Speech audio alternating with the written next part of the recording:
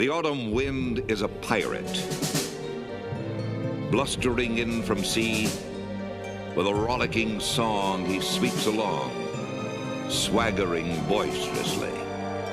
His face is weather-beaten. He wears a hooded sash, with a silver hat about his head, and a bristling black mustache. He growls as he storms the country, a villain big and bold. And the trees all shake and quiver and quake as he robs them of their gold. The autumn wind is a raider, pillaging just for fun. He'll knock you round and upside down and laugh when he's conquered and won. Raider Nation, we have a very unfortunate report that was just published that said that Malcolm Koonce, our superstar edge rusher, has suffered a non-contact knee injury in practice on Thursday. I'm hoping this isn't true. Like I said, this was a report put out by a few beat reporters on Twitter that said he had suffered the injury in practice, but it's yet to be confirmed by the Raiders. On their official website, they said that he was limited in practice on Thursday. So there's an interesting dichotomy between those two reports about the injury.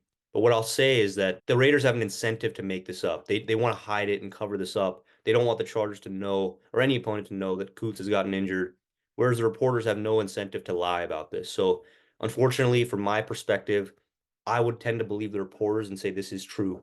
And if it is true, this is not good for the Raiders season. It's likely he'll be out against the Chargers and possibly for the entire season. A non-contact injury in the NFL, that's code for a torn ACL, which takes probably the whole year to recover from. I'm really high on Malcolm Koonce. I was really high on Malcolm Koonce. Last season, he's gotten better against the run every year since he's been drafted out of Buffalo. He's got an unbelievable bull rush and bend off the edge. Once Josh McDaniels was fired, Malcolm Koonce really broke out last season. He had 8 sacks in limited action until the end of the season. And I really think this season he was really going to break out into a double-digit sack guy. And I really think he was the key to our defense last season. Our defense was middle of the pack. It wasn't anything special before Josh McDaniels was let go.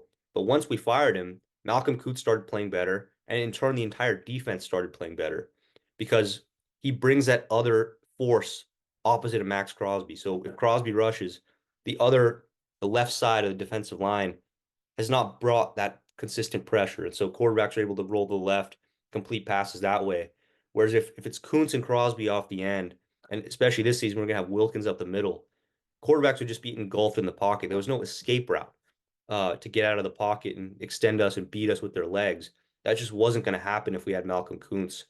And our defense, the entire strategy from Antonio Pierce was to play conservative football and lean on his defense. Be a run-first team, play complementary football, and lean on your defense to make stops. And with Malcolm Koonce injured, that puts that entire game plan into question because slated to step in place of Koonce is Tyree Wilson, who, I get it, he was a 7th overall pick a few years back, but he's not ready. We put out a film study against his tape against the Dallas Cowboys, and he's really slow off the line. That was something he struggled with in his rookie season.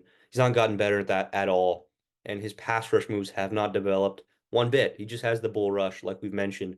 He has no hand fighting, no swim, no spin, nothing. He just has the bull rush, and that's not going to get it done against good left tackles in the NFL.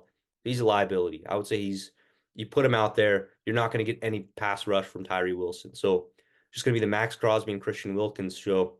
And that's not sustainable if you want to win. You got to have the consistent force from the other side. And if we don't have that, that's a massive blow to the Raiders season. I think we predicted us to go 9-8. If this report is true, I would shift that prediction to probably 7-10. I think this probably lose 2 more games because of the Malcolm Koonce injury. I'm hoping, again, like I said, this is a report. Hopefully this isn't true. This is yet to be confirmed by the Raiders.